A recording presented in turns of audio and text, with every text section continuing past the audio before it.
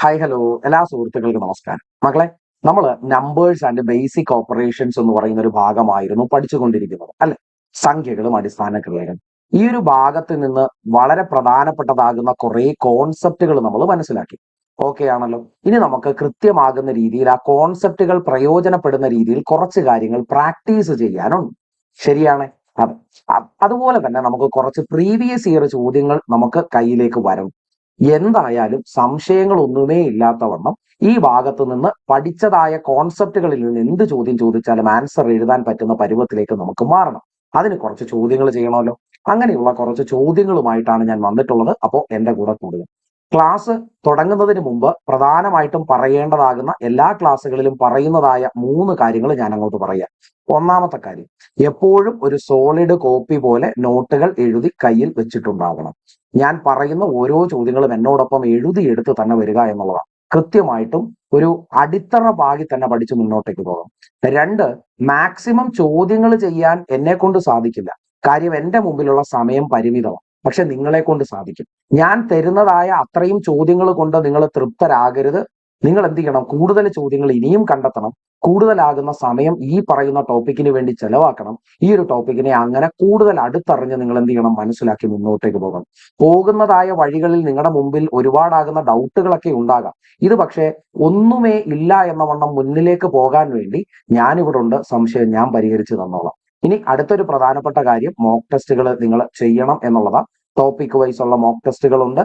അതുപോലെ തന്നെ നമുക്ക് ഈ പറയുന്ന ഫുൾ ലെങ്ത് മോക്ക് ടെസ്റ്റുകളൊക്കെ ഉണ്ട്. ഇതൊക്കെയും ചെയ്തു വേണം നിങ്ങൾ എന്നോടൊപ്പം മുന്നോട്ടേക്ക് വരാൻ, കേട്ടോ. ഓക്കെ. അപ്പോൾ എല്ലാ രീതിയിലും നിങ്ങളെ ഞാൻ സേഫ് ആക്കി നിർത്തിക്കൊണ്ട് കാര്യങ്ങളൊക്കെ പഠിപ്പിച്ച് മുന്നോട്ടേക്ക് കൊണ്ടുപോകും. ഏറ്റവും ആദ്യം എനിക്ക് ചോദ്യങ്ങളിലേക്ക് നിങ്ങളെ കൊണ്ടുപോകുന്നതിന് മുമ്പ് ഒരു ചെറിയ റിവിഷൻ നടത്തേണ്ടതുണ്ട്. എന്നെ ഒന്ന് ശ്രദ്ധിച്ചാൽ വളരെ വേഗത്തിൽ കാര്യങ്ങളൊക്കെ നടത്തിത്തരാം. എടാ, വളരെ സിമ്പിൾ ആകുന്ന രീതിയിൽ നമ്മൾ നമ്പേഴ്സുകളെയൊക്കെയും പഠിച്ചു കഴിഞ്ഞു. എന്നാൽ ഇവനെ ഒന്ന് ക്ലാസിഫൈ ചെയ്യണം. എങ്ങനെയാണ് ഇവനെ തരംതിരിക്കേണ്ടതെന്ന് പറഞ്ഞുതരാം. നമ്പറുകളെ നമുക്ക് ബേസിക്കലി രണ്ടായിട്ടാണ് തരംതിരിക്കാൻ സാധിക്കുന്നത്. ഒരാൾ റിയൽ ആണെങ്കിൽ മറ്റേയാൾ ഇമാജിനറിയാണ്. ഓക്കെ അല്ലേ? റിയൽ ആണെങ്കിൽ മറ്റേയാൾ ഇമാജിനറിയാണ്. എല്ലാം പറഞ്ഞു തരാം, കേട്ടോ. ഇനി റിയൽ നമ്പറുകളെ നമുക്ക് രണ്ടായിട്ട് തരംതിരിക്കാം. അതിൽ ഒരാൾ റാഷണൽ എന്ന പേരിൽ അറിയപ്പെടും. മറ്റവനെ വിളിക്കുന്നത് ഇറാഷണൽ എന്ന്. ഇനി ഈ റാഷണൽ എന്ന് പറയുന്ന ആളിന്റെ ഉള്ളിൽ വരുന്നതായ ഒരാളുണ്ട്. അവനാണ് ആരെന്ന് പറയുന്നത്? ഇൻഡിജറുകൾ എന്ന് പറയുന്നത്. ഈ ഇൻഡിജറുകളുടെ ഉള്ളിൽ വരുന്ന ഒരാളുണ്ട്. അവനെയാണ് നമ്മൾ എന്തെന്ന് വിളിക്കുന്നത്? ഹോൾ നമ്പറുകൾ എന്ന് വിളിക്കുന്നത്. ഇനി ഈ ഹോൾ നമ്പറിന്റെ ഉള്ളിൽ വരുന്ന ഒരാളുണ്ട്. അവനെയാണ് നമ്മൾ എന്തെന്ന് വിളിക്കുന്നത്? നാച്ചുറൽ നമ്പറുകൾ എന്ന് വിളിക്കുന്നത്. ഇത്രയും കാര്യങ്ങൾ നിങ്ങൾക്ക് ഓർമ്മയിലുണ്ട് എന്നാണ് എന്റെ വിശ്വാസം. ഞാൻ ഇതിനെ ഒന്നുകൂടെ ഒന്ന് അടുക്കും ചിട്ടയായിട്ട് പറഞ്ഞു തരാം. മക്കളെ, നമ്പറുകൾ എന്ന് പറയുന്ന ആളെ നമ്മൾ രണ്ടായി തരംതിരിക്കും. ഓക്കെ ആണോ? അതിൽ റിയൽ നമ്പർ എന്നും അതുപോലെ ഇമാജിനറി നമ്പർ എന്നും നമ്മളൊന്ന് മനസ്സിലാക്കി വെച്ചു. എന്താണ് റിയൽ എന്ന് ചോദിച്ചാൽ, നമ്പർ ലൈനുകളിൽ അല്ലെങ്കിൽ ഈ പറയുന്ന സംഖ്യാരേഖയിൽ അടയാളപ്പെടുത്താൻ സാധിക്കുന്ന സംഖ്യകളെ റിയൽ നമ്പറുകൾ എന്ന് വിളിക്കുക, വാസ്തവിക സംഖ്യ എന്ന് വിളിക്കുക. എന്നാൽ ഇമാജിനറി നമ്പറുകൾ എന്ന് പറഞ്ഞാൽ നമുക്ക് സംഖ്യാരേഖയിൽ അടയാളപ്പെടുത്തുവാൻ സാധിക്കില്ല, അല്ലെങ്കിൽ നമുക്ക് നമ്പർ ലൈനുകളിൽ ഇവന്മാരെ അടയാളപ്പെടുത്താൻ സാധിക്കില്ല എന്നുള്ളത്. ഓക്കെ അല്ലേ? ഈ കാര്യം മനസ്സിലായി. ഇനി അവിടെ നിന്ന് തുടങ്ങിയ അപ്പോ സംഖ്യാരേഖകളിൽ അടയാളപ്പെടുത്തുവാൻ സാധിക്കുന്ന റിയൽ നമ്പറുകളെ ഇനി നമുക്ക് രണ്ടായി തരംതിരിക്കാമെന്ന് പറഞ്ഞു. അതിൽ റാഷണൽ നമ്പറുകൾ എന്നും ഇറാഷണൽ നമ്പറുകൾ എന്നും 2 പേരുണ്ട് എന്ന് മനസ്സിലാക്കുന്നു. എന്താണ് റാഷണൽ നമ്പർ എന്ന് പറഞ്ഞാൽ? എടാ, P/Q എന്ന രൂപത്തിൽ നമുക്ക് രേഖപ്പെടുത്തുവാൻ സാധിക്കുന്ന സംഖ്യകളെ നമുക്ക് റാഷണൽ നമ്പറുകൾ എന്ന് പറയാം. എന്നാൽ അങ്ങനെ രേഖപ്പെടുത്താൻ സാധിക്കാത്ത സംഖ്യകളെ നമുക്ക് ഇറാഷണൽ നമ്പറുകൾ എന്ന് പറയാം. ഓക്കെയാണ്. ഇറാഷണലിനകത്ത് എക്സാമ്പിൾ ആയിട്ട് നമ്മൾ പഠിച്ചത് പൈ എന്ന ഒരാളെ പഠിച്ചു, √2 എന്ന ഒരാളെ പഠിച്ചു, √3 എന്ന ആളെ പഠിച്ചു. ഇത് ഓർമ്മയിലുണ്ട്? ശരി.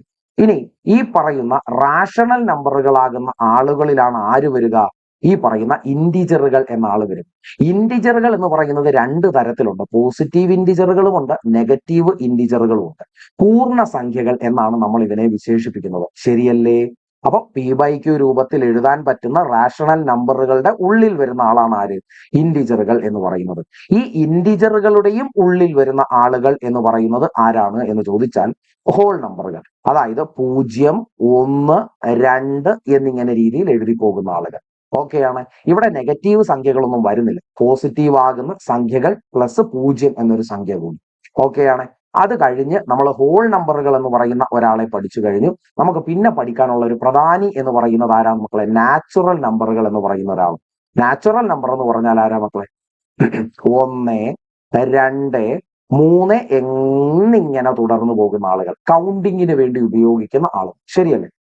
അറേഞ്ച് ചെയ്യാൻ വേണ്ടി ഉപയോഗിക്കുന്ന ആളുകൾ നാച്ചുറൽ നമ്പേഴ്സ് എന്ന് പറയും. ഇതാണ് ബേസിക് ആകുന്ന ഒരു ക്ലാസിഫിക്കേഷൻ എന്ന് പറയുന്നത്. ഞാൻ ഒത്തിരി കോംപ്ലക്സ് ആക്കുന്നില്ല.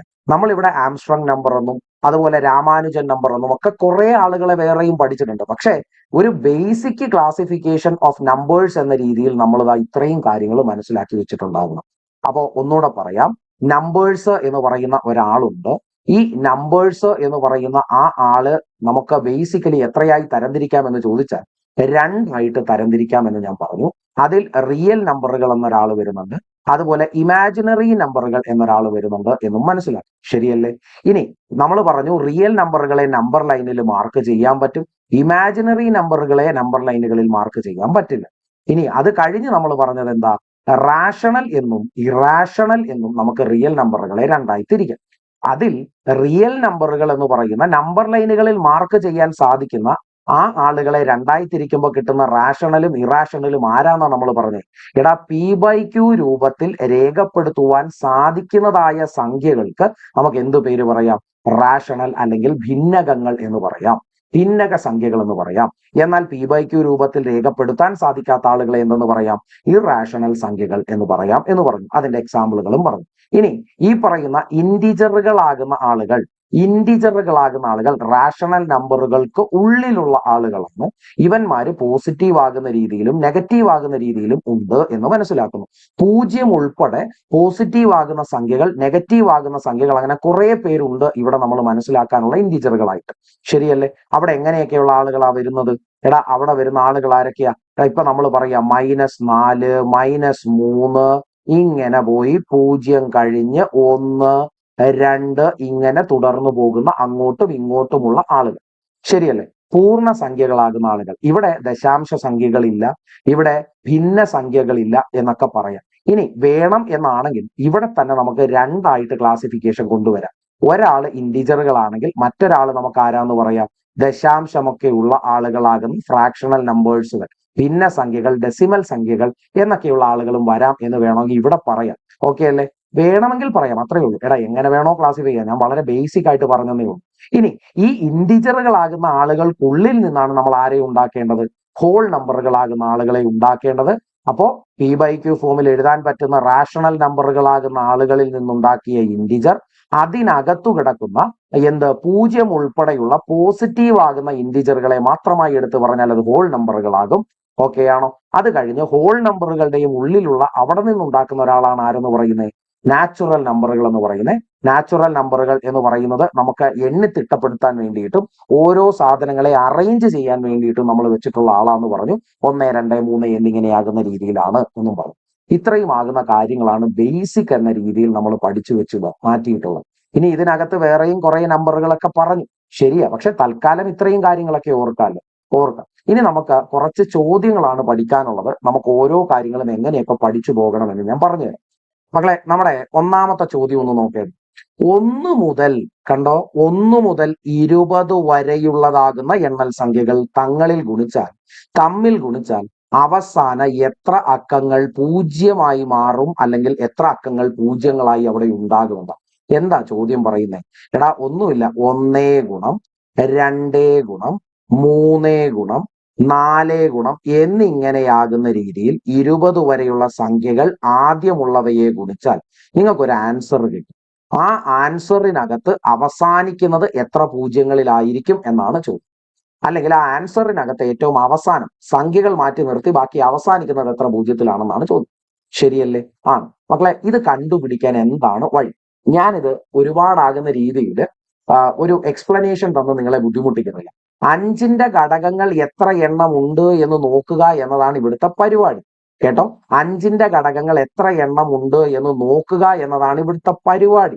ഓക്കെ, ഇതിനു വേണ്ടി നിങ്ങൾ എന്ത് ചെയ്യണമെന്ന് ഞാൻ പറഞ്ഞു തരാം. ഇതെന്താണ് എന്നൊന്നും നിങ്ങൾ അവിടെ അറിഞ്ഞില്ലെങ്കിൽ നിങ്ങൾക്ക് ആൻസർ കിട്ടാൻ എളുപ്പമാണ്. എന്താന്ന് പറഞ്ഞു തരാം. എടാ, ഒന്നുമില്ല. തന്നിരിക്കുന്നതായ ചോദ്യത്തിലുള്ള എണ്ണം സംഖ്യകൾക്ക് എത്രയുണ്ട് എന്ന് നോക്കുക.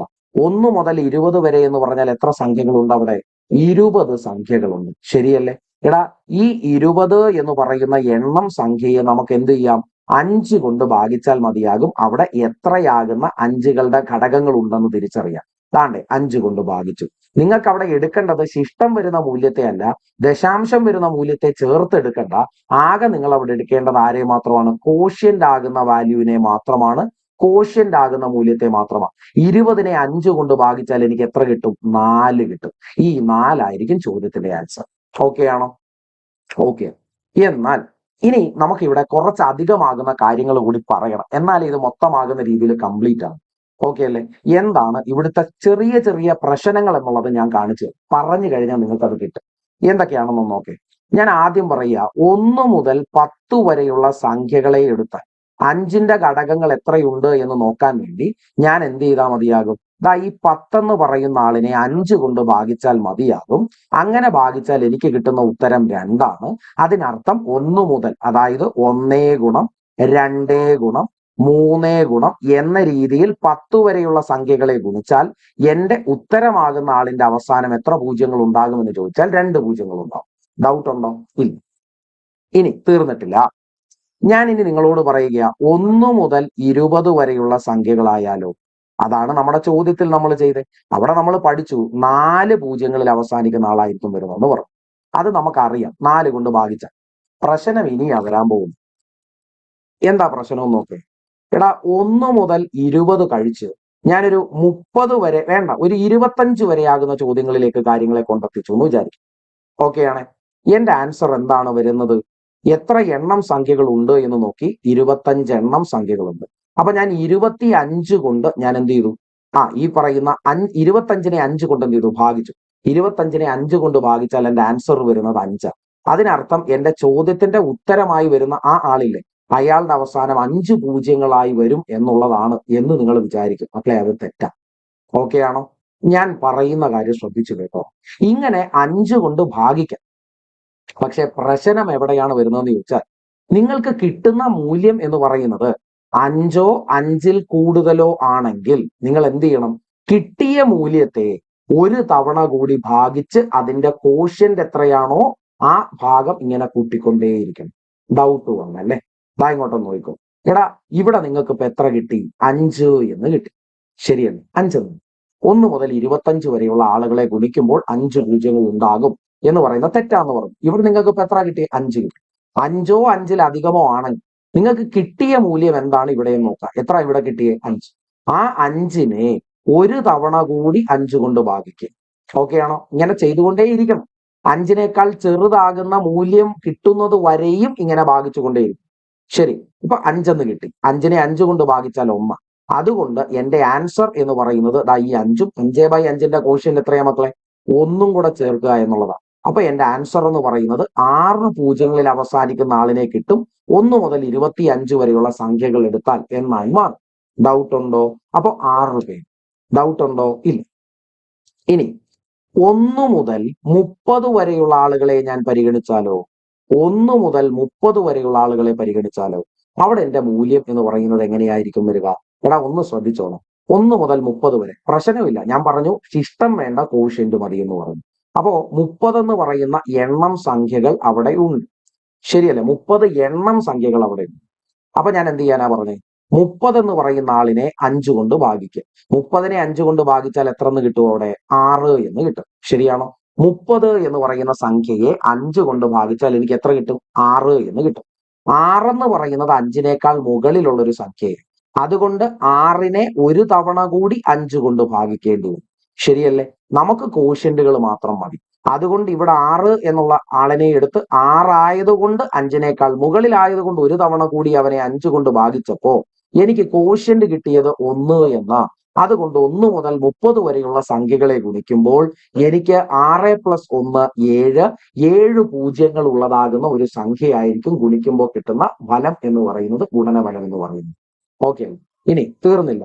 എടാ, 1 മുതൽ ഞാനിപ്പോ ഒരു 50 വരെയുള്ളതാകുന്ന ആളിനെ എടുത്താൽ എന്ത് സംഭവിക്കും? 1 മുതൽ 50 വരെയുള്ളതാകുന്ന ആളുകളെ എടുത്താൽ എന്ത് സംഭവിക്കും? ശ്രദ്ധിച്ചോ. അതാണ് 1 മുതൽ 50 വരെയുള്ള ആളുകളാണെങ്കിൽ അപ്പോ നിങ്ങൾക്ക് തന്നെ പറയാം. എന്താണെന്ന് ചിന്തിച്ചു നോക്കാം.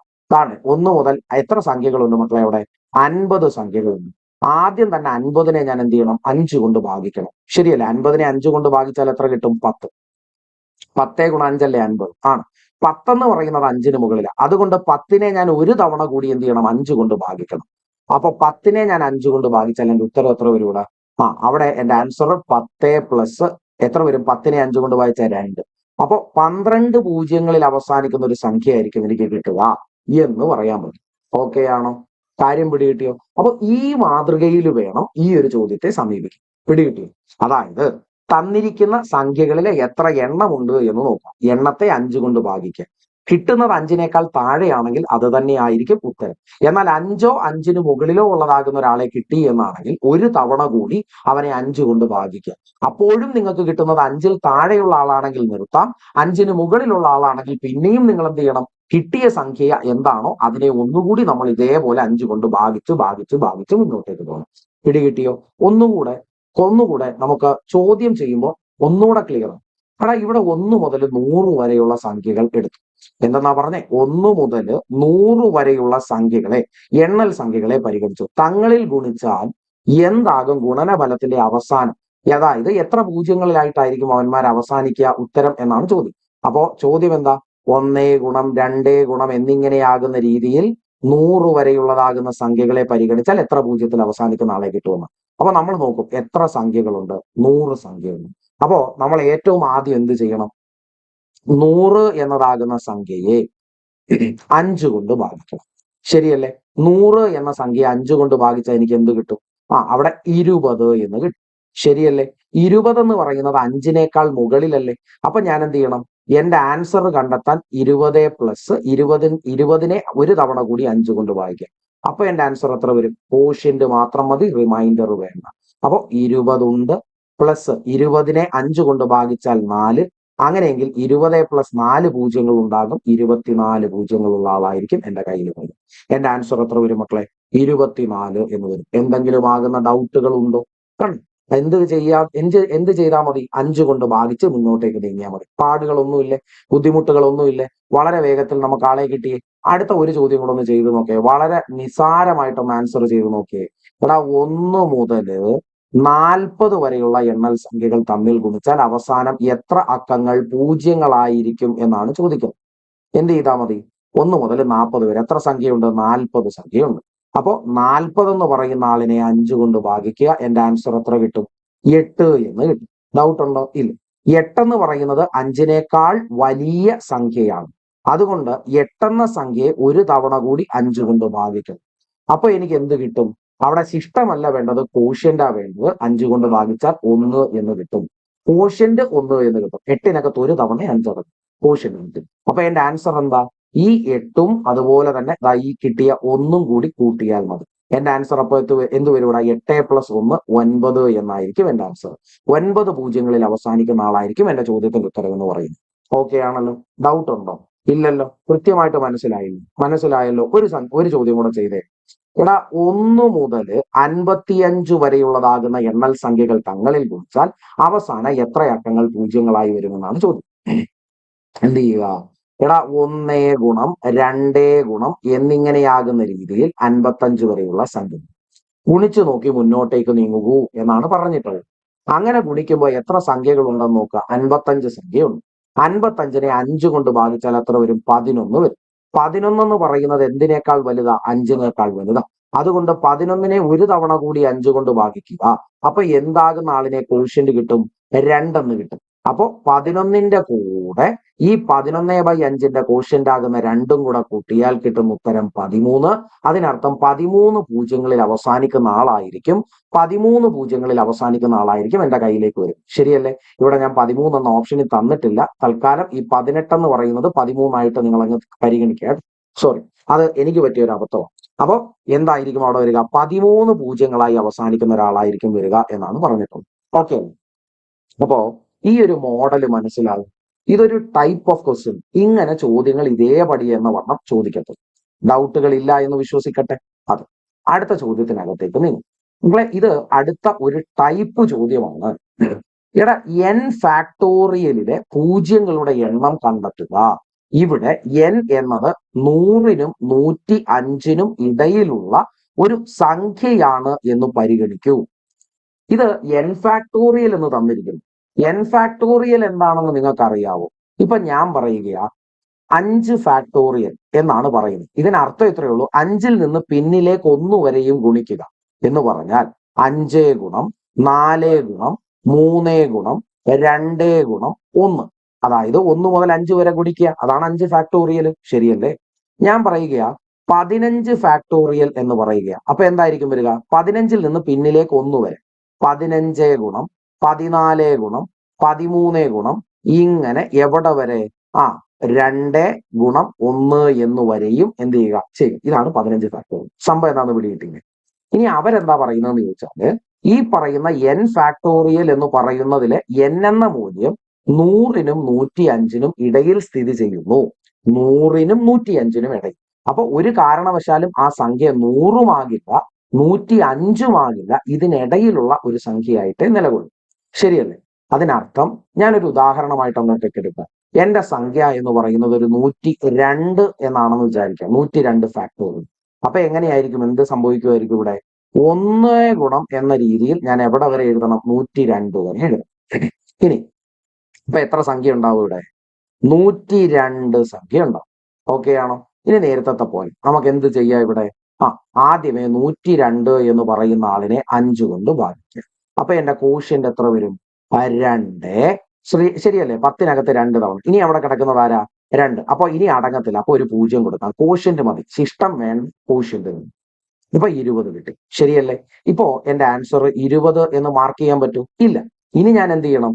20 എന്ന് പറയുന്ന ആൾ 5-നേക്കാൾ മുകളിലുള്ള ഒരു സംഖ്യ ആയതുകൊണ്ട് ഒരു തവണ കൂടി ഈ 20 എന്ന് പറയുന്ന ആളിനെ ഞാൻ 5 കൊണ്ട് എന്ത് ചെയ്യണം?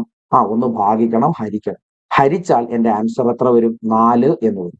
ഇനി 4 എന്ന് പറയുന്നത് 5-നേക്കാൾ ചെറുതാകുന്ന സംഖ്യ ആയതുകൊണ്ട് ഇനി നമുക്ക് മുന്നോട്ടേക്ക് പോകണ്ട.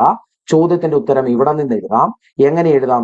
ഈ കിട്ടിയതാകുന്ന 20-ഉം ഈ 4-ഉം കൂടെ കൂട്ടിയാൽ എന്റെ ആൻസർ ആകും 20 + 4 എന്ന് പറഞ്ഞാൽ എന്റെ ആൻസർ എത്രയായി? 24. അതാണ് എന്റെ ചോദ്യത്തിന്റെ ആൻസർ. ഓക്കെ അല്ലേ? ഞാൻ ചുമ്മാ റാൻഡം ആയിട്ട് ഒരാളെ അങ്ങ് എടുത്തന്നേ ഉള്ളൂ. ഇതിനകത്ത് എന്തായാലും ഈ പൂജ്യങ്ങളുടെ എണ്ണം എന്ന് പറയുന്ന ഒരൊറ്റയാളെ വരുത്തുള്ളൂ ഉത്തരമായിട്ട്. അപ്പൊ അതിനിടയിലുള്ള ഏതെങ്കിലും ഒരാളെ അങ്ങ് എടുത്താൽ മതി. 100 എടുക്കരുത്, 105 എടുക്കരുത്, ഇതിനിടയിൽ ഒരാൾ. അതുകൊണ്ട് എന്റെ ആൻസർ എത്ര വന്നു? 24 എന്ന് വന്നു. ഡൗട്ടുകൾ എന്തെങ്കിലും ഉണ്ടോ? എന്റെ ആൻസർ എത്രയാ വന്നേ? 24 എന്നാ വന്നു. ഡൗട്ട് ഒന്നും ഇല്ല എന്ന് വിശ്വസിക്കുന്നു. കൃത്യമായിട്ട് കിട്ടി എന്ന് വിശ്വസിക്കുന്നു. ഡൗട്ട് എന്തെങ്കിലും ഉണ്ടോ? ഇല്ല. കൃത്യമായി നമ്മളെല്ലാം കവറപ്പ് ചെയ്താണേ പോകുന്നത്. അടുത്ത ഒരു ടൈപ്പ് ചോദ്യത്തിനകത്തേക്ക് വായു. എടാ, എന്താ ചോദ്യം പറഞ്ഞിരിക്കുന്നത്? തുടർച്ചയായ 4 എണ്ണൽ സംഖ്യകളുടെ ഗുണനഫലം. തുടർച്ചയായത് എന്ന് പറഞ്ഞാൽ അടുത്തടുത്തുള്ളത് എന്നാണ്. അതായത് ഞാനിപ്പോ 4 എന്നൊരു സംഖ്യ പരിഗണിച്ചാൽ തുടർച്ചയായ തൊട്ടടുത്ത സംഖ്യ 5, തുടർച്ചയായ തൊട്ടടുത്ത സംഖ്യ 6, അങ്ങനെ അത് കഴിഞ്ഞാൽ 7.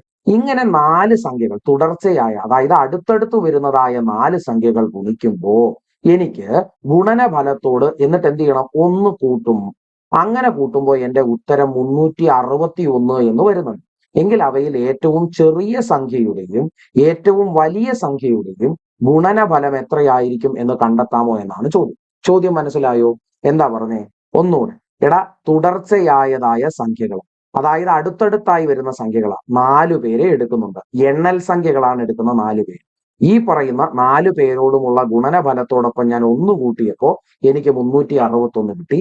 ഇക്കൂട്ടത്തിലെ ഏറ്റവും ചെറിയ സംഖ്യയും വലിയ സംഖ്യയും തമ്മിൽ എന്ത് ചെയ്യണം? ഗുണിച്ചാൽ അതിന്റെ ഗുണനഫലമായി എനിക്ക് എന്ത് കിട്ടുമെന്നാണ് ചോദ്യം. ഓക്കെ ആണോ?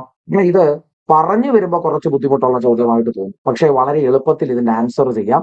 നമുക്ക് ആകെ വേണ്ടത് ഈ 361 എന്ന് പറയുന്ന ഒരാളെയാണ്. എങ്ങനെ ചെയ്യാം ഇതിന്റെ ആൻസർ? ഇത്രയേ ഉള്ളൂ. എടാ, വലിയ സംഖ്യ ഓക്കെ ആണോ? ഇങ്ങനെയുള്ള ചോദ്യങ്ങൾ ഇത്രയും മാത്രം അറിഞ്ഞാൽ മതി. വലിയ സംഖ്യ ഗുണം ചെറിയ സംഖ്യ. ഓക്കെ ആണോ? വലിയ സംഖ്യ ഗുണം ചെറിയ സംഖ്യ. ഇത് കിട്ടുവാനായിട്ട് നമ്മൾ ചെയ്യേണ്ടത് എന്താണ്? എടാ, റൂട്ട് എടുക്കുക. ഓക്കെയാണ്? റൂട്ട് എടുക്കുക. ആരുടെ റൂട്ട്? തന്നിട്ടുള്ളതിനകത്തെ ഗുണനഫലമായി തന്നിട്ടുള്ള ഒന്നും കൂടി കൂട്ടി 4 പേരെയും കൂടെ ഗുണിക്കുമ്പോൾ കിട്ടുന്ന ഗുണനഫലം എടുക്കുക. ഓക്കെയാണോ? അവിടെ നമ്മൾ എന്ത് മനസ്സിലാക്കുക? അവിടെ ആ റൂട്ട് എടുക്കുന്ന സമയത്ത് നമുക്കൊരു മൂല്യം കിട്ടുമല്ലോ. അതിൽ നിന്ന് 1 കുറച്ചാൽ അവിടെ നമുക്ക് ആ റൂട്ട് എടുക്കുന്നതിൽ നിന്ന് 1 കുറച്ചാൽ മതി. ഓക്കെയാണോ? ഇത്രയും ചെയ്താൽ മതി. ഇനി നമുക്കത് ചെയ്തു വരാം. എന്റെ കൂടെ ഒന്ന് മനസ്സിലാക്കി വേണേ. ഞാൻ എന്താ പറഞ്ഞേ? എടാ ഇവിടെ വലിയ സംഖ്യ ഇപ്പൊ നമുക്ക് 361 കിട്ടണമെങ്കിൽ എന്ത് സംഭവിക്കും എന്നുള്ളതല്ലേ ചോദ്യം. കണ്ടുപിടിക്കാൻ വളരെ നിസ്സാര. റൂട്ട് എടുക്കുക, ആരുടെ 361ന്റെ വർഗ്ഗമൂലം എടുക്കുക, അതിൽ നിന്ന് ഒന്ന് കുറച്ചാൽ കിട്ടുന്നതായിരിക്കും ചോദ്യത്തിന്റെ ഉത്തരം. 361ന്റെ റൂട്ട് എടുത്താൽ എത്രയാ വരുന്നത്? നമുക്കറിയാം 1 മുതൽ 20 വരെയല്ല 30 വരെയുള്ള സ്ക്വയറുകൾ നമ്മൾ പഠിക്കണം, വർഗ്ഗങ്ങളും പഠിക്കണം. അത് നമുക്കറിയാമെങ്കിൽ റൂട്ട് 361 എന്ന് പറയുന്നത് 19ന്റെ എന്താണ് സ്ക്വയർ ആണെന്ന് അറിയാം. അതായത് 361ന്റെ വർഗ്ഗമൂലം എടുത്താൽ 19 വരും എന്ന് നമുക്കറിയാം. അതിൽ നിന്ന് ഒന്ന് കുറച്ചാൽ കിട്ടുന്ന ആൻസർ എത്ര മക്കളെ? എന്റെ 18 എന്നാണ് വരും.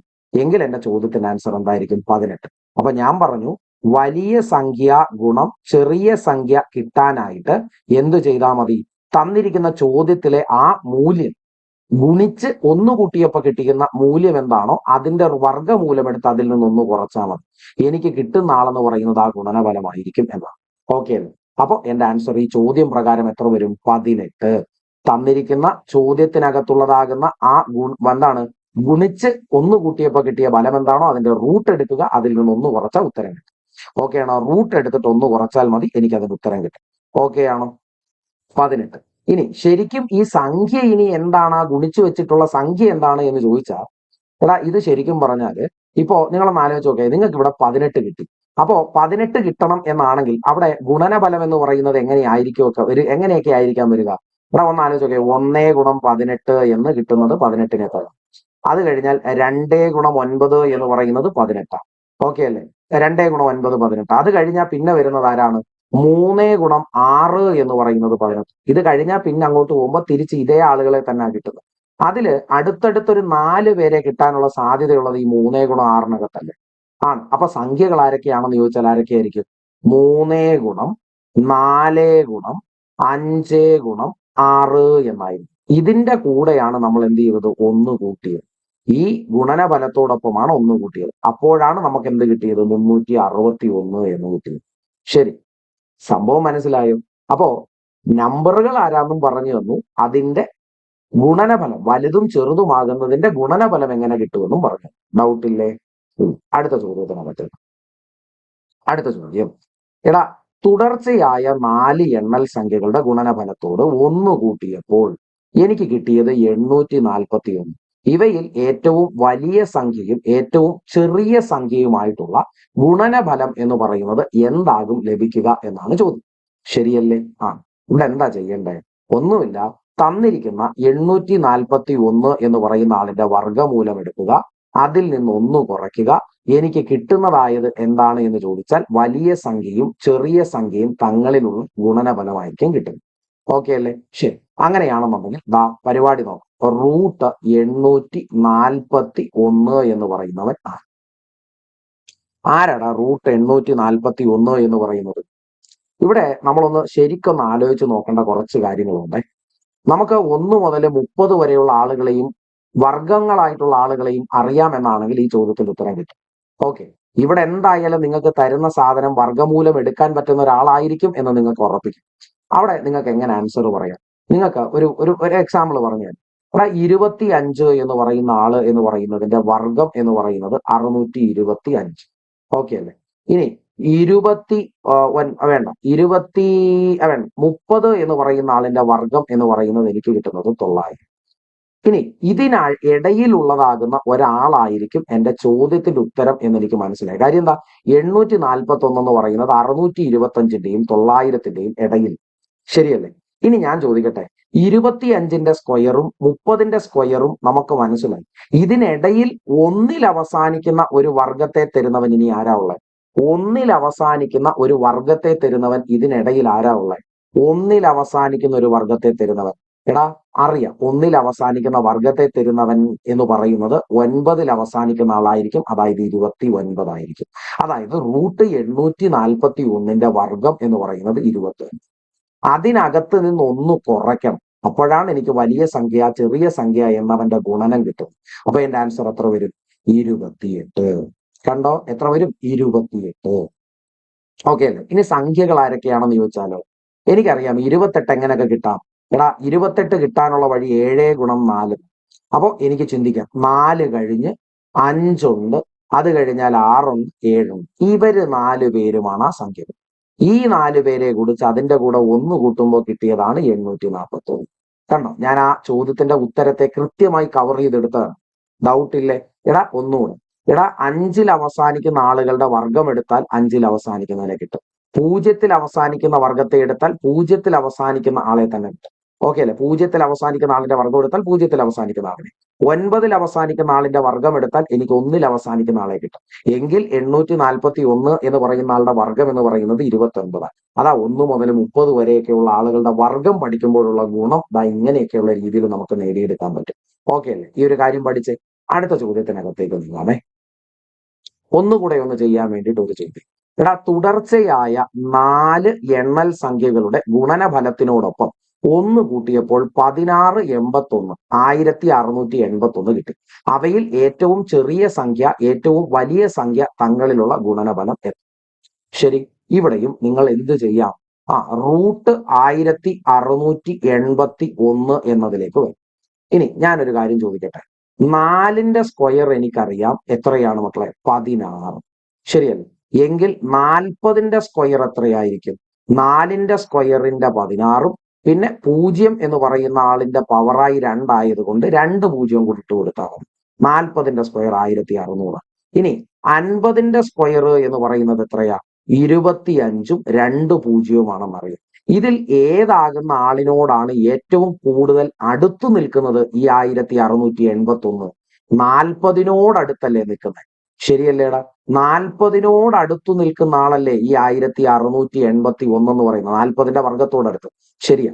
അങ്ങനെയാണെങ്കിൽ 40ന് ശേഷം 1 എന്ന് പറയുന്ന ആ ആളിൽ അവസാനിക്കുന്ന, ദാണ്ടെ 1 എന്ന് പറയുന്ന ആളിൽ അവസാനിക്കുന്ന ആളിലേക്ക് എത്താൻ ആരുടെ വർഗം എടുക്കണം എന്ന് ചോദിച്ചാൽ 41ന്റെ വർഗം എടുത്താൽ പോരെ? 41ന്റെ വർഗം എന്ന് പറയുന്നതായിരിക്കും 1681. ഈ അടുത്തടുത്തായി സ്ഥിതി ചെയ്യുന്നവനെ തിരിച്ചറിഞ്ഞ കാര്യം എളുപ്പത്തിൽ നടക്കും. അങ്ങനെയാണെങ്കിൽ ശ്രദ്ധിച്ചോണേ, അങ്ങനെയാണെങ്കിൽ ഞാൻ ഈ പറഞ്ഞ കാര്യം പിടികിട്ടിയോ? ഒന്നുകൂടെ പറഞ്ഞു തരാവേ, ചിലപ്പോൾ നിങ്ങൾക്ക് ഡൗട്ടുകളൊക്കെ ഉണ്ടാവേ. എടാ, എന്റെ കണക്ക് കൂട്ടലുകളിൽ എനിക്കറിയാം 40 എന്ന് പറയുന്ന ആളിന്റെ വർഗം എന്ന് പറയുന്നത് 1600 ഈ 1600നോട് അടുത്ത് നിൽക്കുന്ന ആളാണ്. എന്താ പറഞ്ഞേ? 1600നോട് അടുത്ത് നിൽക്കുന്ന ആളാണ് ആര്? 41ന്റെ സ്ക്വയർ ആകുന്ന 1681. ഇതെങ്ങനെയാ ഞാൻ തിരിച്ചറിഞ്ഞത്? എടാ, 1600നോട് അടുത്താണല്ലോ 1681. ഇവൻ അവസാനിക്കുന്നത് 1ലല്ലേ? അപ്പൊ 1ൽ അവസാനിക്കുന്ന വർഗം കിട്ടണമെങ്കിൽ 1ൽ അവസാനിക്കുന്ന മറ്റൊരാളെ എടുക്കണം. ഇപ്പൊ 9ൽ അവസാനിക്കുന്ന ആളെ എടുക്കുമ്പോഴും 1നോടെന്നുള്ള വണ്ണം കിട്ടും.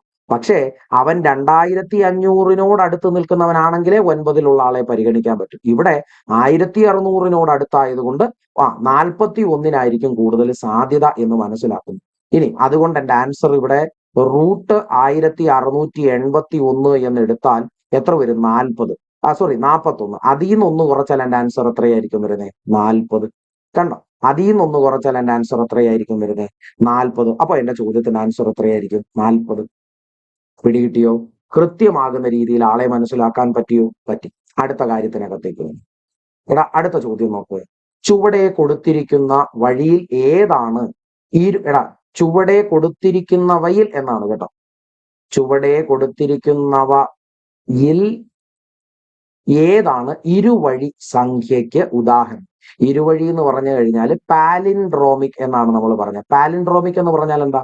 എടാ, ഇടത്ത് നിന്ന് വലത്തേക്ക് എഴുതുമ്പോൾ എന്ത് സംഖ്യ ലഭിക്കുന്നോ അത് തന്നെ വലതു നിന്ന് ഇടതേക്ക് എഴുതുമ്പോഴും ലഭിക്കണം. അങ്ങനെയാണെങ്കിൽ അതൊരു പാലിൻഡ്രോമിക് നമ്പേഴ്സുകളാണ്, അല്ലെങ്കിൽ ഇരുവഴി സംഖ്യകളാണ് എന്ന് പറയാം. ശരിയല്ലേ? 4 4 8 8 തിരിച്ചെഴുതിയാൽ എന്ത് വരും? 8 8 4 4. ഇവിടെ നിന്ന് 4488, ഇവിടുന്ന് 8844 വരുന്നത്. അപ്പൊ ഇതല്ല പാലിൻഡ്രോമിക്. കണ്ടു? ഇനി ഇവനെ അങ്ങോട്ടേക്ക് എഴുതുന്നത് പോലെ തിരിച്ചെഴുതേ. 6 5 3 5 6. അങ്ങോട്ട് എങ്ങനെ എഴുതിയോ അങ്ങനെ തന്നെ തിരിച്ചും എഴുതാൻ സാധിക്കുന്നുണ്ടല്ലോ. അപ്പൊ ഇനി ബാക്കിയുള്ളവരെ നോക്കണ്ട. ഇത് ഒരു പാലിൻഡ്രോമിക് നമ്പർ ആണ്. ചോദ്യത്തിന്റെ ഉത്തരം ഇവനാണ്. ഓക്കെ അല്ലേ? ഇനി ഇവനെ നോക്കണോ? കൂട്ടത്തിൽ ഒരാളെ ചോദ്യത്തിന് ഉത്തരമായിട്ട് വരും. പിന്നെ നമ്മൾ എന്തിനാണ് ബാക്കിയുള്ളവരെ നോക്കാൻ നിൽക്കുന്നത്? സമയം പോകത്തേ ഉള്ളൂ. ഓക്കെ അല്ലേ? അടുത്തതാകുന്ന ഒരു ചോദ്യത്തിനകത്തേക്ക് പോവാം. മക്കളെ, അടുത്തതാകുന്ന ടൈപ്പ് ഒരു ചോദ്യം നോക്കേണ്ടത്. 3 വ്യത്യസ്തമായ അക്കങ്ങൾ ആവർത്തിക്കാതെ എത്ര 3 അക്ക സംഖ്യകൾ ഉണ്ടാക്കാം? ഇതാണ് ചോദ്യം. എത്ര മൂന്നക്ക സംഖ്യ ഉണ്ടാക്കാവുന്നതാണ്? ശരി മക്കളെ, ഇതൊരു ടൈപ്പ് ചോദ്യമാണ്. ഇവനെ എങ്ങനെ കൈ മെഴുകി ഉത്തരമാക്കണം എന്ന് മാത്രം നമ്മൾ പഠിച്ചാൽ മതി. ഇതിന്റെ പിന്നിലുള്ള കാര്യങ്ങൾ എന്താണെന്ന് അറിയാൻ. ഓക്കെ അല്ലേ? ഞാൻ പറഞ്ഞ കാര്യം ശ്രദ്ധിച്ചേ. എത്ര അക്കങ്ങളുണ്ട് എന്ന് ചോദിച്ചാൽ 3 അക്കങ്ങളാണ് അവിടെ ഉള്ളത്. 3 ഡിജിറ്റുകളുണ്ട്. ഇതിൽ ഞാൻ പറയുകയാണ്, ഈ ആദ്യത്തെ അക്കങ്ങൾ മൊത്തം എത്ര പേരുണ്ട്? 3 അക്കങ്ങളാണുള്ളത്. അതിലെ ഒരാളെ ഞാൻ ഇവിടെ എടുത്തു കഴിഞ്ഞു. ഇനി ബാലൻസ് എത്ര പേരുണ്ട്? 2 പേരുണ്ട്. ഇവിടെ ആ 2 പേരിലെ ഒരാളെ എടുത്തു കഴിഞ്ഞു. ഇനി ബാലൻസ് എത്ര പേരുണ്ട്? ഒരാളെ ഉള്ളൂ. എങ്കിൽ ദാ ഇവന്മാരുടെ ഗുണനഫലമായിരിക്കും എന്റെ ചോദ്യത്തിന്റെ ഉത്തരം. 3 ഗുണം 2 6, 6 ഗുണം 1 6 എന്റെ ചോദ്യത്തിന്റെ ഉത്തരം. 6 രീതിയിലാണ് ഇവന്മാരെ 3 വ്യത്യസ്ത അക്കങ്ങൾ ആവർത്തിക്കാതെ എന്ന വണ്ണം മൂന്നക്ക സംഖ്യകൾ ഉണ്ടാക്കാൻ 6 രീതിയിൽ സാധിക്കും. അല്ലെങ്കിൽ 6 എണ്ണം ഈ പറയുന്ന എന്താണ് മൂന്നക്ക സംഖ്യകളെ ഉണ്ടാക്കാം എന്നാണ് ചോദിക്കുന്നത്. എത്ര മൂന്നക്ക സംഖ്യ ഉണ്ടാക്കാം എന്നല്ലേ? 6 വരെ ഉണ്ടാക്കാം. ഓക്കെ അല്ലേ? അപ്പൊ എങ്ങനെയാ ഞാൻ പറഞ്ഞത്? കൃത്യമായിട്ടും ഞാൻ ആ പറഞ്ഞ ഐഡിയ ഒന്ന് മനസ്സിലായോ? എടാ, മൊത്തം എത്ര സംഖ്യകൾ ഉണ്ട്? മൊത്തം സ്ഥാനങ്ങൾ 3 എണ്ണം ഉണ്ട്.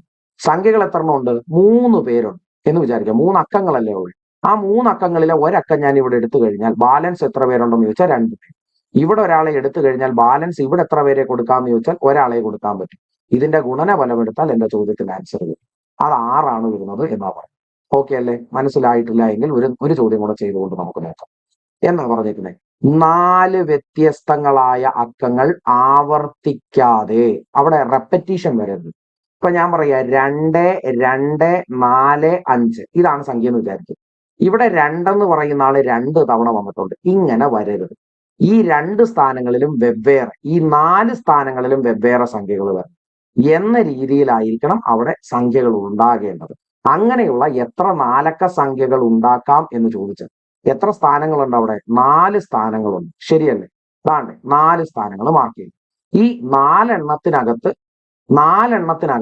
ഇവിടെ ഞാൻ ഒരെണ്ണത്തെ എടുത്താൽ ബാക്കി ഇനി എത്ര സ്ഥാനങ്ങൾ? 3 സ്ഥാനങ്ങളുണ്ട്. ഇവിടെ ഞാൻ ഒരാളെ എടുത്തു കഴിഞ്ഞാൽ ഇവിടെ ഇനി ബാക്കി എത്ര പേർക്കുണ്ട് സ്ഥാനം? 2 പേർക്ക് സ്ഥാനമുണ്ട്. ഇവിടെ ഞാൻ ഒരാളെ എടുത്താൽ ഇനി ബാക്കി എത്ര പേർക്ക്? ഒരാൾക്ക് മാത്രമേ സ്ഥാനമുള്ളൂ. കണ്ടോ? കണ്ടോ?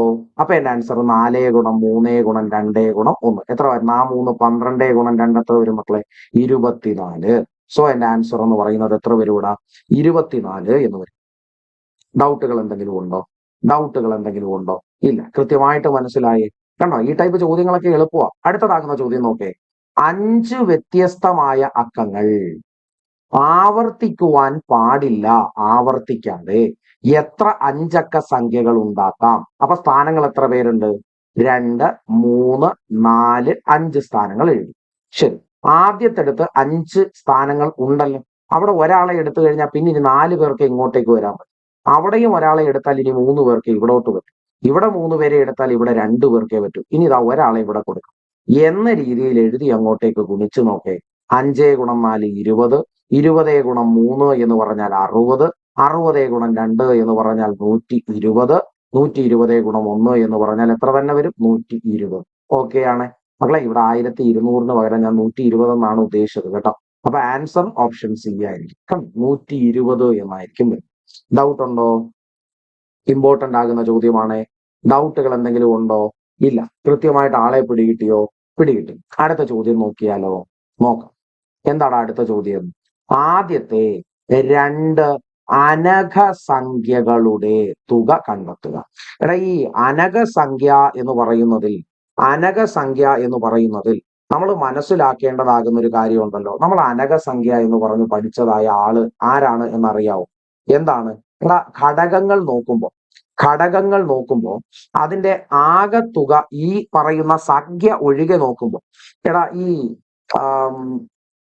നമ്മളത് പറഞ്ഞിട്ടില്ലായിരുന്നോ? ഇപ്പൊ 6 എന്ന് പറയുന്ന ഒരു സംഖ്യ പെർഫെക്റ്റ് നമ്പേഴ്സുകൾ എന്നാണ് നമ്മൾ അതിനെ വിളിച്ചത്. എന്താണ് അനഘസംഖ്യയുടെ ഇംഗ്ലീഷ്? പെർഫെക്റ്റ് നമ്പേഴ്സ് എന്നാണ് അതിന്റെ ഇംഗ്ലീഷ്. പെർഫെക്റ്റ് നമ്പേഴ്സ് നമ്മൾ പഠിച്ചത്. അനഘസംഖ്യ പഠിച്ചല്ലോ. പഠിച്ചു. അപ്പോ പെർഫെക്റ്റ് സംഖ്യകളാകുന്ന ആളുകൾ ആരൊക്കെയാണ് നമ്മൾ പറഞ്ഞത്? 6 ഒരു പെർഫെക്റ്റ് നമ്പറാ. അത് കഴിഞ്ഞ് നമുക്ക് പഠിച്ചതിനകത്ത് 28 എന്ന് പറയുന്നത് ഒരു പെർഫെക്റ്റ് നമ്പറാ. ശരിയല്ലേ? ഇങ്ങനെ മുന്നോട്ടേക്ക് പോകുന്ന ആളുകൾ. അവിടെ ഈ പറയുന്നതായ ചോദ്യത്തിന്റെ ഉത്തരം എന്താകും എന്ന് ചോദിച്ചാൽ അവിടെ ആദ്യത്തെ 2 പേരുടെ എന്നുള്ളതാണ്. ശരിയല്ലേ? ആദ്യത്തെ 2 പേരുടെ എന്നുള്ള എന്തായിരുന്നു ഈ അനഘസംഖ്യ അല്ലെങ്കിൽ പെർഫെക്റ്റ് നമ്പേഴ്സ് എന്ന് പറഞ്ഞാല്? ഘടകങ്ങളുടെ തുക നോക്കിയാൽ കിട്ടുന്ന ആള്. അതായത് ഇപ്പൊ 6 എന്ന് പറയുന്ന ആളുടെ ഘടകങ്ങളെ ഞാൻ നോക്കുക. അവിടെ ആരൊക്കെയുണ്ട്? 1 ഒരു ഘടകമായിട്ട് വരാം, അതുപോലെ 2 ഒരു ഘടകമായിട്ട് വരാം, 3 ഒരു ഘടകമായിട്ട് വരാം, 6 തന്നെ ഒരു ഘടകമായിട്ട് വരും. ഇവിടെ ഈ 6 എന്ന് പറയുന്ന ആളിനെ ഞാൻ മാറ്റി നിർത്തി. ബാക്കിയുള്ള 6 ഒഴികെയുള്ള ബാക്കിയുള്ള ആളുകളെ കൂട്ടെ, 3ഉം 2ഉം 1ഉം കൂടെ കൂട്ടെ, 3 + 2 5 + 1 6. കണ്ടോ? ഈ സംഖ്യയെ മാറ്റി നിർത്തി ബാക്കിയുള്ള ഘടകങ്ങളെ കൂട്ടിയാൽ 6 എന്ന് തന്നെ വരുന്നു. എങ്കിൽ അതൊരു അനകസംഖ്യ. ഓക്കെയാണ്.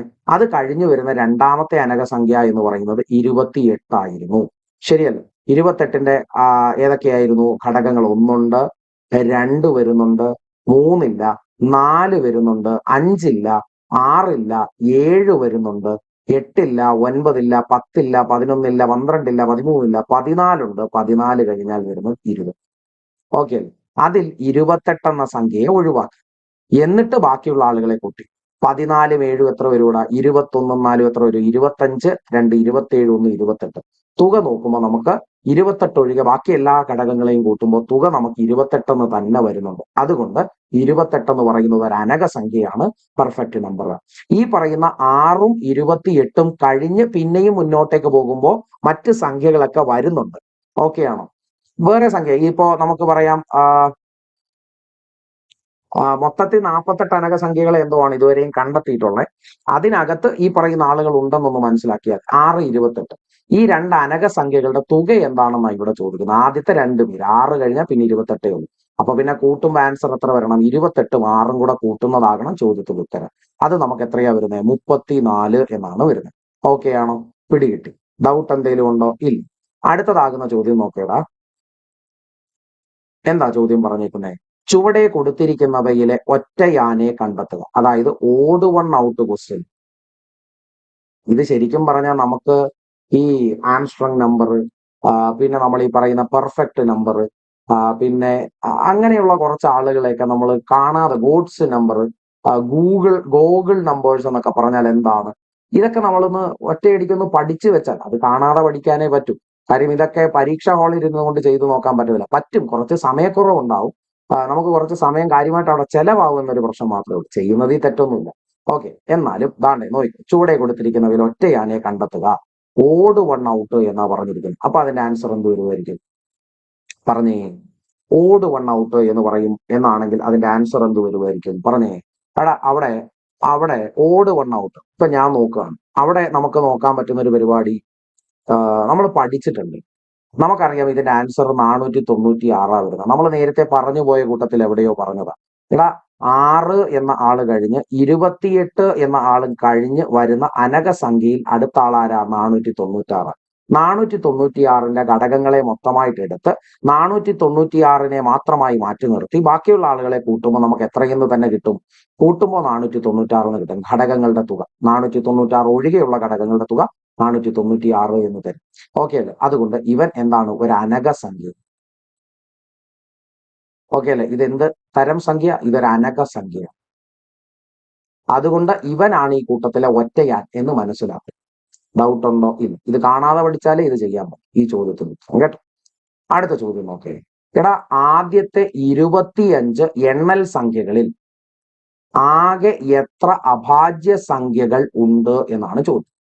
ഈ ചോദ്യത്തിന്റെ ഉത്തരം അറിയണമെങ്കിൽ ഞാൻ പറയുന്ന കുറച്ച് കാര്യങ്ങൾ നിങ്ങൾ ഓർത്തു വെക്കണം. പറഞ്ഞ കാര്യങ്ങൾ എന്നാലും ഓർമ്മിപ്പിക്കുക. എടാ 1 മുതൽ ഒരു അല്ലേ വേണ്ട, നമുക്ക് ആദ്യമേ അഭാജ്യ സംഖ്യകൾ 1 മുതൽ 100 വരെ ആരൊക്കെ ഉണ്ടെന്ന് അങ്ങ് എഴുതി വെക്കും. എന്നിട്ട് നമുക്കത് കണക്കൂട്ടി നോക്കാം. ആകെ ഒരേ ഒരു ഇരട്ട അഭാജ്യ സംഖ്യ മാത്രമേ ഉള്ളൂ. അഭാജ്യ സംഖ്യ എന്ന് പറഞ്ഞാൽ എന്താണ്? പ്രൈം നമ്പറുകൾ എന്നാണ്. പ്രൈം നമ്പേഴ്സ് എന്നാണ് ഇതിനെ പറയും. ഡൗട്ടില്ലേ? ഇല്ല. 2 കഴിഞ്ഞാൽ വരുന്നത് 3, 3 കഴിഞ്ഞാൽ വരുന്നത് 5, 5 കഴിഞ്ഞാൽ വരുന്നത് 7. അപ്പൊ 10ന് താഴെ എത്ര പേരുണ്ട് എന്ന് ചോദിച്ചാൽ 4 പേരുണ്ട്. ഓക്കെ. ഇനി 10ന് മുകളിലേക്ക് 11, 13, 17, 19. കണ്ടോ? അപ്പൊ 11, 10ന് ശേഷം 20ന് താഴെ എത്ര പേരുണ്ട്? 4 പേരുണ്ട്. ഓക്കെ ആണോ? ഓക്കെ ആണോ? 4 പേരുണ്ട്. ഓക്കെ അല്ലേ? ഡൗട്ടുകളൊന്നുമില്ല. 4 പേരുണ്ട്. അതായത് 1 മുതൽ 10 വരെ എത്ര അഭാജ്യ സംഖ്യകൾ എന്ന് ചോദിച്ചാൽ മക്കളെ അവിടെ എത്ര പേര്? 4 പേര്. 1 മുതൽ 20 വരെ എത്ര പേരുണ്ട് എന്ന് ചോദിച്ചാൽ എത്ര പേര്? 8 പേരുണ്ട്. ഓക്കെ. ഇനി അത് കഴിഞ്ഞാൽ വരുന്ന അഭാജ്യ സംഖ്യ 23, അത് കഴിഞ്ഞാൽ വരുന്നത് 29. അപ്പൊ ഒരു ചോദ്യം കൂടെ കിട്ടി. 1 മുതൽ 25 വരെ എത്ര അഭാജ്യ സംഖ്യകളുണ്ട്? മക്കളെ 9 പേരുണ്ട്. എത്ര പേരുണ്ട്? 9 പേര്. ഇനി 23, 29 കഴിഞ്ഞാൽ വരുന്നത് 31, 37 എന്ന് പറയുന്ന 2 പേര്. ഓക്കെ ആണോ? അപ്പൊ നമുക്ക് ഒരു കാര്യം കൂടെ കിട്ടി. 1 മുതൽ 40 വരെ എത്ര അഭാജ്യ സംഖ്യകൾ ഉണ്ട്? എത്ര പേരുണ്ടടാ? 4, 8, 12 പേരുണ്ട്. ഡൗട്ട് ഉണ്ടോ? ഇല്ല. ഇനി അത് കഴിഞ്ഞാൽ വരുന്ന അടുത്ത ആളുകൾ ആരൊക്കെയാ? 41, 43, കണ്ടോ? അത് കഴിഞ്ഞ് വരുന്നത് 47. കണ്ടോ? അവിടെ എത്ര പേരായി? 4, 8, 4, 12, 3, 15 പേരായി മൊത്തം. 40 മുകളിൽ 50 താഴെ 3 പേര്. ഇവിടെ 23, 29, 20 മുകളിൽ 2 പേര്. ഈ പറയുന്ന 40-നും 30-നും ഇടയിൽ എത്ര പേര്? 2 പേര്. മൊത്തം കൂടെ 4, 8, 10, 12, 3, 15. 1 മുതൽ 50 വരെ എത്ര ഭാജ്യ സംഖ്യകൾ ഉണ്ട് എന്ന് ചോദിച്ചാൽ 15 പേരുണ്ട്. എത്ര പേരുണ്ട്? 15. ഇത്രയും വരെ പഠിച്ചോ? ഓക്കെയാണ്. ഒന്നുകൂടെ ഒന്ന് എഴുതി വന്നാലോ? പഠിച്ചു വേണേ പോകാൻ. എന്റെ കൂടെ ഇരുന്ന് പഠിച്ചു വേണേ പോകാൻ. വളരെ സാവധാനത്തിലാണ് ഞാൻ കാര്യങ്ങൾ പറയുന്നത്. 2 ഒരേ ഒരു ഇരട്ട അഭാജ്യ സംഖ്യ. അത് കഴിഞ്ഞ് 3, അത് കഴിഞ്ഞ് 5, അത് കഴിഞ്ഞ് 7. ഓക്കെ അല്ലേ? അത് കഴിഞ്ഞ് 11, 13, 17, 19. അത് കഴിഞ്ഞ് 23, അത് കഴിഞ്ഞ് 29. അത് കഴിഞ്ഞ് 31, അത് കഴിഞ്ഞ് 37. അത് കഴിഞ്ഞ് 41, 43, അത് കഴിഞ്ഞ് 47. ഇവിടെ വരെ എത്തും. അപ്പൊ 1 മുതൽ 50 വരെ എന്നാണെങ്കിൽ എത്ര പേര്? 1 മുതൽ 50 വരെ 15 പേരുണ്ട്. പഠിച്ചോ? 1 മുതൽ 25 വരെയാണെങ്കിൽ എത്ര പേര്? എണ്ണി പറഞ്ഞാൽ മതി. 4, 8, 1, 9 പേര്. പഠിച്ചോ? പഠിച്ചു. ഇനി അതിന് മുകളിലേക്ക് പോവാം. 53, 59. കണ്ടോ? അത് കഴിഞ്ഞ് വരുന്നത് 61 വരും. അത് കഴിഞ്ഞാൽ 67 വരും. ഓക്കെ ആണ്. അത് കഴിഞ്ഞാൽ 71, 73, അത് കഴിഞ്ഞാൽ 79. കണ്ടോ? അത് കഴിഞ്ഞാൽ വരുന്നത് 83, അത് കഴിഞ്ഞാൽ 89. കണ്ടോ? അത് കഴിഞ്ഞ് 100-ന് മുകളിൽ 100-ന് താഴെ 90-ന് മുകളിൽ ഒരേ ഒരു സംഖ്യ മാത്രമേ ഉള്ളൂ. അത് 97. ഓക്കെ ആണോ? ഇനി പറ, 1 മുതൽ 100 വരെ എത്ര അഭാജ്യ സംഖ്യകളുണ്ട്? എണ്ണി പറക്കിയാൽ 25 ഓക്കെ ആണ്. ഓക്കെ. ഇനി ഒരേ ഒരു ഇരട്ട അഭാജ്യ സംഖ്യ എന്ന് പറയുന്നത് 2. ബാക്കി എല്ലാവരും ആരാണ്? ഒറ്റ സംഖ്യകളാണ്. ബാക്കി എല്ലാവരും ആരാണ് മക്കളെ? ഒറ്റ സംഖ്യകളാണ്. അതായത് ഓഡ് നമ്പറുകളാണ്. ഓക്കെ ആണോ? ഓഡ് നമ്പറുകളാണ് എന്ന് മനസ്സിലായി. ഡൗട്ട് ഉണ്ടോ? ഡൗട്ട് ഉണ്ടോ? ഇല്ല. ഇനി ഇക്കൂട്ടത്തിലെ ഏറ്റവും ചെറിയ അഭാജ്യ സംഖ്യയാകുന്ന ഒറ്റ സംഖ്യ ഏതാ? 3. കണ്ടോ? ഏറ്റവും ചെറിയ ഒറ്റ സംഖ്യയായ അഭാജ്യ സംഖ്യ 3. ഏറ്റവും വലിയ 100-ന് താഴെയുള്ള എന്താണ് 2 അക്കമുള്ളതാകുന്ന അഭാജ്യ സംഖ്യ ഏതാ? ഏറ്റവും വലിയ 2 അക്ക അഭാജ്യ സംഖ്യ ഏതാ? 97. ഓക്കെ ആണോ? 90-ന് മുകളിൽ എന്നാൽ 100-ൽ താഴെ എത്ര അഭാജ്യ സംഖ്യയുണ്ട്?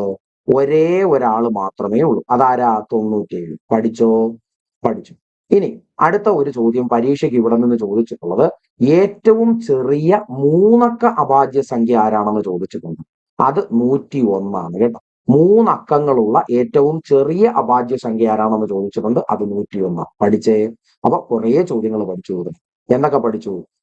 2 എന്ന് പറയുന്നത് ഒരേ ഒരു ഇരട്ട അഭാജ്യ സംഖ്യ. 2-ൽ തുടങ്ങി 97 വരെയും 25 എണ്ണമുണ്ട് അഭാജ്യ സംഖ്യകൾ. അതായത് 1 മുതൽ 100 വരെ 25 അഭാജ്യ സംഖ്യകളുണ്ട്.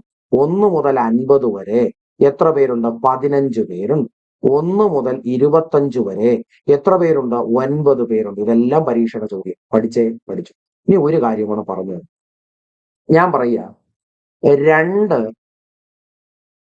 അഭാജ്യ സംഖ്യകളുടെ തുക ഇവിടെ എഴുതാം. ഇവിടെ എഴുതാം. ഓക്കെ, ഇങ്ങോട്ട് എഴുതാം. 2 പ്രൈം നമ്പേഴ്സ് എടുത്തു. ഇനി ഇവിടെ എന്താന്ന് ചോദിച്ചാൽ ഇവരുടെ തുകയാണ് നമ്മൾ കാണാൻ പോകുന്നത്. ഈ തുക എന്തായിരിക്കും? ഒന്നുകിൽ ഈവൻ കിട്ടും, അല്ലെങ്കിൽ എന്ത് കിട്ടും? ഓഡ് കിട്ടും എന്ന് പറഞ്ഞു. ശരി, എങ്ങനെയാ ഞാനത് പറഞ്ഞത്? ഒരേ ഒരു ഈവൻ ആകുന്ന ആള് രണ്ടാണ്. രണ്ടിന്റെ കൂടെ ബാക്കിയുള്ള ഏത് അഭാജ്യ സംഖ്യ കൂട്ടിയാലും അത് ഓടാം. ശരിയല്ലേ? ഏത് കൂട്ടിയാലും എനിക്ക് കിട്ടാൻ പോകുന്ന സംഖ്യ എന്ന് പറയുന്നത് എന്തായിരിക്കും? ഒരു ഓട് സംഖ്യയായിരിക്കും. ഓക്കെ ആണോ? ഇനി തന്നിരിക്കുന്നത് ഓടാ. ഓക്കെ ആണ്. ഒരു ഓട് സംഖ്യയുടെ കൂടെ മറ്റൊരു ഓട് സംഖ്യ കൂട്ടിയാൽ എനിക്ക് എന്ത് കിട്ടും? ഈവൻ ആകുന്ന സംഖ്യ കിട്ടും. കണ്ടോ? കണ്ടോ? ഈ രണ്ട് കാര്യങ്ങൾ മനസ്സിലാക്കും. ഇനി ഞാൻ ഇവിടെ ഒരു കാര്യം അങ്ങോട്ട് എഴുതാൻ പോവുകയാണെ. ചോദ്യം എങ്ങനെയൊക്കെ വരുമെന്ന് മനസ്സിലാക്കണമെന്ന്. അതിനു വേണ്ടിയിട്ടാണ്. ശരി, അങ്ങനെയാണെങ്കിൽ ആദ്യം ഈ ചോദ്യത്തിന്റെ ആൻസർ പറ. ആദ്യത്തെ 25 എണ്ണൽ സംഖ്യകളിൽ ആകെ എത്ര അഭാജ്യ സംഖ്യ? 9 പേര്. കണ്ടോ? ഞാനിനി താഴേക്ക് എഴുതാൻ പോവുക. ഇങ്ങനെ ഒരു ചോദ്യം. താഴെ തന്നിട്ടുള്ളവയിൽ ഓക്കെ ആണോ? ഓക്കെ ആണോ? രണ്ട് അഭാജ്യ സംഖ്യകളുടെ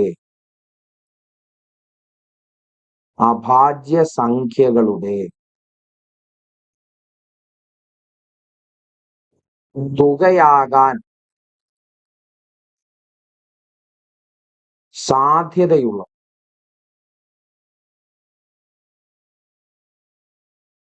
ആർക്ക് എന്ന് വേണമെങ്കിൽ ചോദിക്കാം. കണ്ടോ? ചോദ്യം മാറിയ പോക്ക് കണ്ടോ? പക്ഷെ എളുപ്പമല്ലേ? ഓപ്ഷൻ എയിൽ ഞാൻ തരികയാണ് ഒരു 31. ഓപ്ഷൻ ബിക്കകത്ത് ഞാൻ തരികയാണ് ഒരു 45. ഓക്കെ. അത് കഴിഞ്ഞ് ഓപ്ഷൻ സിയിൽ ഞാൻ തരികയാണ് ഒരു 17. ഓപ്ഷൻ ഡിയിൽ ഞാൻ തരികയാണ് ഒരു 16. ഓക്കെ. എങ്കിൽ ഒരു 16 വേണ്ട, 16 ഇവിടെ 17 വേണ്ട. ഞാൻ ഇവിടെ തരാൻ പോകുന്നത് വേറൊരു സംഖ്യയാണ്. ഇപ്പൊ ഒരു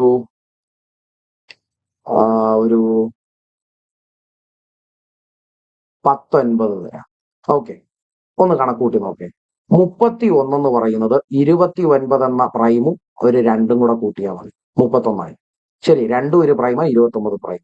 45 അവിടെ നിൽക്കട്ടെ. 19 എന്ന് പറയുന്ന ആളിനെ കിട്ടാൻ വേണ്ടി എനിക്ക് എന്ത് ചെയ്താൽ മതി? 17 എന്ന പ്രൈം നമ്പറിന്റെ കൂടെ 2 കൂട്ടിയാൽ മതി. 16 കിട്ടാൻ വേണ്ടി 13 എന്ന പ്രൈമിന്റെ കൂടെ ഒരു 3 കൂടെ. കണ്ടോ? നമ്മൾ മനസ്സിലാക്കി തന്നിരിക്കുന്നത് ഈവൻ ആണോ ഓടാണോ എന്നുള്ളത് തിരിച്ചറിഞ്ഞ് മുന്നോട്ട് പോയാൽ മതി. 45 എന്ന് പറയുന്ന ആളിലേക്ക് എത്താൻ എനിക്ക് ഏതെങ്കിലും ആകുന്ന പ്രൈമുകളെ കൂട്ടാൻ പറ്റും. 43ഉം ഒരു പ്രൈം നമ്പറാണ്, പ്ലസ് അതിന്റെ കൂടെ 2ഉം കൂടെ കൂട്ടിയാൽ ഈ തന്നിരിക്കുന്ന എല്ലാ സാധനങ്ങളും എന്താണ്? ഇനി ഓപ്ഷൻസ് തരിക. ഓപ്ഷൻ എ എന്ന് പറഞ്ഞാൽ എല്ലാം ഇതിൽ ഉൾപ്പെടും. ഓപ്ഷൻ ബി എന്ന് പറഞ്ഞാൽ എല്ലാം ഇതിൽ ഉൾപ്പെടില്ല. 1ഉം 2ഉം ഉൾപ്പെടും. അങ്ങനെയുള്ള ഓപ്ഷൻസ് ആയിരിക്കും താഴെ വരുന്നത്. കണ്ടോ? ഞാൻ ഈ പറഞ്ഞ രീതി കണ്ടോ? ഇങ്ങനെയും ചോദ്യങ്ങൾ ഉണ്ടാവും. പിടികിട്ടിയോ എന്താ ഞാൻ ഉദ്ദേശിച്ചതെന്ന്? ഡൗട്ട് ഉണ്ടോ? ഇല്ലല്ലോ. മക്കളെ, അടുത്തൊരു ചോദ്യം നോക്കേടാ. ആദ്യത്തെ 5 അഭാജ്യ സംഖ്യകളുടെ ശരാശരി എത്ര എന്നാണ് ചോദ്യം. അഭാജ്യ സംഖ്യ എന്ന് പറഞ്ഞാൽ എന്താണെന്ന് അറിയാം. പ്രൈം നമ്പർ ആണ് എന്നറിയാം. ഇനി ആദ്യത്തെ 5 പേരു എന്ന് എടുത്തു പറഞ്ഞിട്ടുണ്ട്. ആദ്യത്തെ 5 ഒറ്റ അഭാജ്യ സംഖ്യകൾ എന്ന് പറഞ്ഞാൽ 2 പരിഗണിക്കാതെ ബാക്കിയുള്ള സംഖ്യകളിൽ നിന്ന് വേണം തുടങ്ങാൻ. അത് പ്രത്യേകം ശ്രദ്ധിച്ചോണം കേട്ടോ. ശരി, അപ്പോ ആദ്യത്തെ 5 അഭാജ്യ സംഖ്യകളുടെ ശരാശരി എന്ന് പറഞ്ഞാൽ എന്താ ചെയ്യുക? തന്നിട്ടുള്ളതായ ആ 5 പേരാകുന്ന ആളുകളെ കൂട്ടുക, അതായത് തുക എടുക്കുക. എന്നിട്ട് എണ്ണം കൊണ്ട് എന്ത് ചെയ്താൽ മതി? ഭാഗിച്ചാൽ മതി. തുകയെ എണ്ണം കൊണ്ട് ഭാഗിച്ചാൽ കിട്ടുന്നത് എന്താണ്? അതാണ് ശരാശരി. തുകയെ എണ്ണം കൊണ്ട് ഭാഗിച്ചാൽ കിട്ടുന്നത് എന്താണ്? അതാണ് ശരാശരി. എങ്കിൽ പറ, ആരൊക്കെയാണ് ആദ്യത്തെ 5 അഭാജ്യ സംഖ്യ എന്ന് പറയുന്നത്? ആദ്യത്തെ ആള് 2, രണ്ടാമത്തെ ആള് 3, മൂന്നാമത്തെ ആള് 5, നാലാമത്തെ ആള് 7, 7 കഴിഞ്ഞാൽ വരുന്ന അടുത്ത ആള് 11. ഡൗട്ട് ഉണ്ടോ? ഇല്ല. ഇനി ഇവന്മാരുടെ തുക എന്ന് പറയുന്നതിനെ എണ്ണം കൊണ്ട് ഭാഗിക്കണം. എണ്ണം എന്ന് പറയുന്നത് എന്താ? 5 പേരാണ് എന്നാ പറഞ്ഞിരിക്കുന്നത്. അപ്പൊ എണ്ണം 5 എന്ന് കൊടുക്കാം. ഓക്കെ അല്ലേ? ഇനി കൂട്ടിയെടുത്ത ഈ മൂല്യങ്ങളെല്ലാം കൂടെ 3ഉം 2ഉം 5, 5ഉം 10, 7ഉം 17, 10 27, 1 28. 28/5 എന്നാണ് നമ്മുടെ ചോദ്യത്തിന്റെ ആൻസർ വരിക. 28നെ 5 കൊണ്ടാകുമ്പോ 5 5 25. ഓക്കെ അല്ലേ? അതാണ്ട് 28 എന്ന് പറയുന്നതിനെ 5 കൊണ്ട് ഭാഗിച്ചു 25 വരും. ബാലൻസ് എത്ര വരും? 3 വരും. എത്ര തവണയാ? 5 തവണ 25. ഇവിടെ 5 എന്ന് പറയുന്ന ഒരേ ഒരാൾ മാത്രമേ ഉള്ളൂ. അതുകൊണ്ട് പിന്നെ നമുക്ക് മുന്നോട്ടേക്ക് പോകേണ്ട ആവശ്യമില്ല. ആൻസർ 5.6. എന്നാലും ചെയ്തോ, ഇവിടെ ഒരു 0 കൊടുക്കാം, ഇവിടെ ഒരു ദശാംശം കൊടുക്കാം. 30 എന്ന് കിട്ടണമെങ്കിൽ 6 തവണ അടങ്ങണം. എന്നാണെങ്കിൽ ശിഷ്ടം 0 ആകുന്നത്. അപ്പൊ എന്റെ ആൻസർ 5.6. കണ്ടോ, 28/5 എന്ന് പറഞ്ഞാൽ 5.6. പക്ഷെ ഇത് മൊത്തം ചെയ്യണം. ഓൾറെഡി 5-ൽ തുടങ്ങുന്ന ഒരാൾ മാത്രമേ ഓപ്ഷനേ ഉള്ളൂ. അപ്പോഴേ മാർക്ക് ചെയ്യാം നമുക്ക് അവിടെ ആൻസർ. ചുമ്മാ സമയം കളയേണ്ടത്. ഓക്കെ അല്ലേ? അടുത്തതാകുന്ന ചോദ്യം നോക്കേ. ആദ്യത്തെ 5 ഒറ്റ അഭാജ്യ സംഖ്യ. അപ്പൊ 2 വേണ്ട, ബാക്കിയുള്ള ആളുകൾ മതി. 5 പേര് വേണം എന്ന് പറയുന്നുണ്ട്. അപ്പൊ ആരുടെയൊക്കെ തുക എടുക്കണം? 3, അത് കഴിഞ്ഞാൽ വരുന്ന ആൾ 5, അത് കഴിഞ്ഞ് വരുന്ന ആൾ 7, അത് കഴിഞ്ഞാൽ വരുന്നത് 11, 11 കഴിഞ്ഞാൽ 13. 5 പേരായോ? 5 1 2 3 4 5 പേരായി. 5 പേരുടെ തുക എണ്ണം എന്ന് പറയുന്നത് അപ്പോഴും 5 തന്നെ. കണ്ടോ, എല്ലാം കൂടെ കൂട്ടുമ്പോൾ എന്റെ ആൻസർ എത്ര വരും? 5ഉം 3ഉം 8, 8ഉം 7ഉം 15, 10ഉം 25 1 26, 10ഉം 36 3 39 ഭാഗം 5. ഇതായിരിക്കും എന്റെ ചോദ്യത്തിന്റെ ആൻസർ. 5 കൊണ്ട് വെട്ടാനാണെങ്കിൽ 7 ചില്ലറ വരും. 7 തുടങ്ങുന്ന ഒരാൾ മാത്രമേ കൂട്ടത്തിലുള്ളൂ. അതുകൊണ്ട് 7.8. ഇനിയും വേണമെങ്കിൽ മുന്നോട്ടേക്ക് ചെയ്തു പോകാം. അത് വേണമെങ്കിൽ ഡയറക്റ്റ് ആയിട്ട് ചെയ്യേണ്ടി വരും. ഇത് നമ്മൾ ചുമ്മാ കോഷ്യന്റ് വെച്ചുകൊണ്ട് ആൻസറിലേക്ക് എത്തുന്ന ഒരു പരിപാടി ഇപ്പൊ നടത്തിയത്. ശരിയല്ലേ? അപ്പൊ 5 ആകുമ്പോൾ ഇവിടെ എത്ര തവണ? 7 5 35 വരും. അതിന്റെ ബാലൻസ് ഒരു 4, ഒരു ദശാംശം കൊടുത്ത് ഒരു 0 കൊടുത്താൽ 8 തവണ അടങ്ങും. 40 ആകും. ഇവിടെ 0 ആകും ശിഷ്ടം. കണ്ടോ, 7.8 എന്നായിരിക്കും എന്റെ ആൻസർ വരുന്നത്. ഇത് ഇത്രയും ചെയ്ത് സമയം കളയരുത്. അതിനു മുമ്പേ മാർക്ക് ചെയ്തേക്ക്. ഓക്കെ ആണ്. അടുത്ത ചോദ്യം നോക്കേടാ. ഈ ചോദ്യം അടുത്തൊരു ടൈപ്പ് ചോദ്യമാണ്. അടുത്തടുത്ത 2 ഇരട്ട സംഖ്യകളുടെ ഗുണന ഫലത്തോട് 1 കൂട്ടിയാൽ 529 കിട്ടും. എങ്കിൽ സംഖ്യകൾ ഏവ എന്ന. ഇത് നമ്മൾ എവിടോ കണ്ടല്ലോ. നമ്മൾ നേരത്തെ പറഞ്ഞ ഒരു ചോദ്യമാണ്. എന്തു ചെയ്താൽ മതി? റൂട്ട് എടുത്തിട്ട് ആ റൂട്ടിനകത്ത് ചോദ്യത്തിൽ തന്നിരിക്കുന്ന ഒരു ആളുണ്ട്. അതിൽ നിന്ന് 1 കുറച്ചാൽ വലിയ സംഖ്യ ഗുണം ചെറിയ സംഖ്യ എന്നതിന്റെ മൂല്യം കിട്ടുമെന്ന് പറഞ്ഞു. ഇവൻ അതാണോ എന്ന് സൂക്ഷിച്ചു നോക്കേ. അല്ല, ഇവര് പറഞ്ഞിരിക്കുന്നത് അടുത്തടുത്തുള്ള 2 ഇരട്ട സംഖ്യകളുടെ ഗുണനഫലത്തിന്റെ കാര്യമാണ് പറഞ്ഞിരിക്കുന്നത്. 4 പേരില്ല ഇവിടെ, ആകെയുള്ളത് 2 പേരാ. എന്നാലും ചെയ്യുന്ന വഴിയിൽ മാറ്റമൊന്നുമില്ല. എന്താന്ന് പറഞ്ഞു തരാം. ചെയ്യുന്നത് അതേപടി തന്നെ, പക്ഷെ മൊത്തം ഒന്നും ചെയ്യണ്ട, പകുതി വരെ ചെയ്താൽ മതി. എന്താ ചെയ്യേണ്ടതെന്ന് ചോദിച്ചാൽ, ഇവിടെ 529 അല്ലേ ഈ പറയുന്ന 2 പേരുടെ ഗുണനഫലത്തോട് 1 കൂട്ടിയപ്പോ കിട്ടിയത്? അതെ.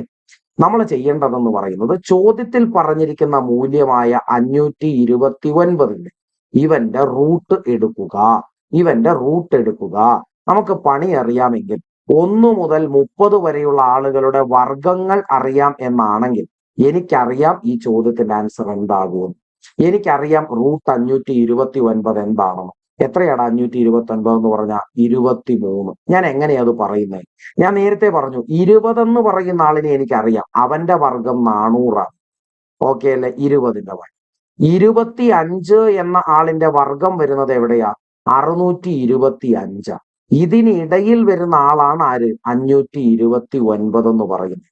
അപ്പോ ഈ പറയുന്ന 20നും 25നും ഇടയിൽ 9ൽ അവസാനിക്കുന്ന ഒരു വർഗത്തെ തരുന്നവൻ ഏത് സംഖ്യയിൽ അവസാനിക്കണം? 3ൽ അവസാനിക്കണം. അതായത് 23 ആകാനാണ് സാധ്യത. എങ്കിൽ ഈ മൂല്യം 23 ആണെങ്കിൽ ഞാൻ മനസ്സിലാക്കേണ്ടത് എന്താണ്? 23 എന്ന സംഖ്യയാണ് ഈ പറയുന്ന ഒരു ഓഡ് സംഖ്യ. ശരിയല്ലേ? ഇവന്റെ ഇപ്പുറത്തുള്ളതും ഇരട്ട സംഖ്യകളായിരിക്കും. ആ സംഖ്യകളുടെ ഗുണനഫലമായിരിക്കും ഇവിടെ തന്നിട്ടുണ്ടാവുക. ശ്രദ്ധിച്ചോ? അപ്പൊ ദാണ്ട് ഇപ്പുറത്ത് വരുന്നവൻ 22, ഇപ്പുറത്ത് വരുന്നവൻ 24. അതായത് ചോദ്യം പറയുന്ന ഈ 2 ഇരട്ട സംഖ്യകൾ എന്ന് പറയുന്നത് ഇവന്മാര് 2 പേരുമാണ്. ഇതിന്റെ ഗുണനഫലത്തോട് 1 കൂട്ടുമ്പോഴാണ് 529 വരുന്നതെന്ന് മനസ്സിലാക്കിയെടുക്കുക. എങ്കിൽ ചോദ്യത്തിന്റെ ആൻസർ 22ഉം 24ഉം ദാണ്ട് ഇവിടെ എവിടെയെങ്കിലും കാണും. ദാണ്ട് ഓപ്ഷൻ ബിയിലുണ്ട് 22 24. ഡൗട്ട് ഉണ്ടോ? ഇല്ല. അടുത്തതാകുന്ന ചോദ്യം നോക്കേ. അടുത്തടുത്തതാകുന്ന 2 ഒറ്റ സംഖ്യ എന്നാണ് ഇവിടെ. നേരത്തെ ഇരട്ട സംഖ്യയായിരുന്നു, ഇവിടെ ഒറ്റ സംഖ്യയായി എന്ന് മാത്രം. പക്ഷെ ചെയ്യുന്ന രീതിയിൽ മാറ്റമില്ല. ഗുണനഫലമാകുന്നതിനോട് 1 കൂട്ടുമ്പോൾ 324 കിട്ടും. സംഖ്യ ഏവ. നേരത്തെ അതേ പരിപാടി. എന്ത് ചെയ്താൽ മതി? റൂട്ട് എടുത്താൽ മതി. ആരുടെ മൂല്യമാണ് റൂട്ട്? 324ന്റെ മൂല്യം എടുക്കണം. ഓക്കെ ആണോ? ആണ്. ഇനി ഞാൻ ആലോചിക്കുക, 15 എന്ന മൂല്യത്തിന്റെ വർഗം എടുത്താൽ, 15 എന്ന ആളിന്റെ വർഗം എടുത്താൽ 225 കിട്ടും. 20 എന്ന ആളിന്റെ വർഗം എടുത്താൽ എനിക്ക് കിട്ടുന്നത് എത്രയാ? 400 എന്ന് കിട്ടും. ഇതിനിടയിൽ വരുന്ന ഒരാൾ, എടാ ഇവിടെ ഉറപ്പായിട്ടും വർഗം കൃത്യമായി കിട്ടുന്ന ഒരാളെ മാത്രമേ നമുക്ക് തരുത്തുള്ളൂ. ഓക്കെ അല്ലേ? അതുകൊണ്ട് തന്നെ നമുക്ക് ഉറപ്പിക്കാം 15ഉം 20 ഇതിനിടയിൽ 4ൽ അവസാനിക്കുന്ന ഒരു വർഗം വരുന്നവൻ ആരാണ്? 4ൽ അവസാനിക്കുന്ന വർഗം വരുന്നവൻ ആരാണ്? അവൻ 8ൽ അവസാനിക്കുന്ന ആളായാൽ മതി. അതിന്റെ വർഗം എടുത്താൽ 4ൽ അവസാനിക്കുന്ന ആൾ വരും. അപ്പൊ 8ൽ അവസാനിക്കുന്ന ആൾ 15നും 20നും ഇടയിൽ ആരാ? 18. അപ്പൊ 324ന്റെ വർഗം എന്ന് പറയുന്നത് 18. ശരിയല്ലേ? ഇനി ആ ഒറ്റ സംഖ്യ ആരാ? 18ന്റെ ഇപ്പുറത്തും അപ്പുറത്തുമുള്ള ആളായിരിക്കും ആ ഒറ്റ സംഖ്യ. അപ്പൊ ആരായിരിക്കും? 17ഉം 19. ഉണ്ടോ ഇവിടെ? ഇതാണ് ഓപ്ഷൻ ഡിയിൽ കിടക്കുന്നത്. ഓക്കെ അല്ലേ?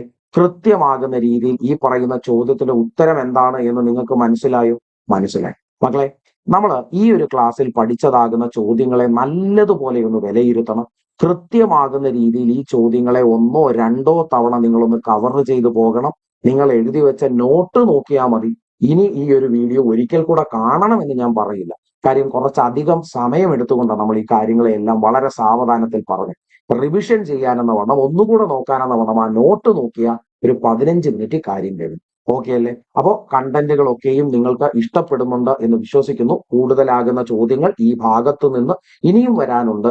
അതുപോലെ കോൺസെപ്റ്റുകളാകുന്ന ആളുകളും വരാനുണ്ട്. അവയെല്ലാം ഞാൻ അടുത്ത ക്ലാസ്സിലേക്ക് തരാം. കേട്ടോ? ഓക്കെ അല്ലേ? അപ്പോൾ ഈ ഒരു ക്ലാസ്സിൽ ഇത്രയും കാര്യങ്ങൾ കൊണ്ട് നിങ്ങൾ തൃപ്തരായി എന്ന് വിശ്വസിക്കുന്നു. കാര്യങ്ങളെല്ലാം ബാക്കി അടുത്ത ക്ലാസ്സിൽ പറയാമേ.